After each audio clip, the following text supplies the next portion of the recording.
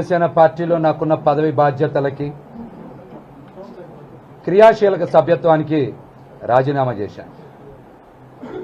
ఇప్పుడు నేను మాట్లాడుతున్న మాటలన్నీ కూడా ఏదో ఆవేశంతోనో లేకపోతే సీటు రాలేదనేటువంటి అసంతృప్తితోనో మాట్లాడేటువంటి మాటలు కావు. నేను మాట్లాడే ప్రతి మాట కూడా ఎంతో ఆలోచనతో ముందు చూపుతోనే మాట్లాడుతాను.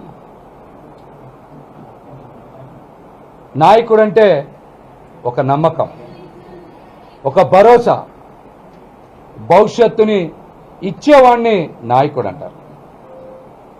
నటించేవాడు ఎప్పటికీ కూడా నాయకుడు కాలేడు. ముఖ్యంగా రాజకీయాల్లో నటించేటువంటి వ్యక్తి ఎప్పటికీ ఎవ్వరికీ భరోసా ఇవ్వలేరు.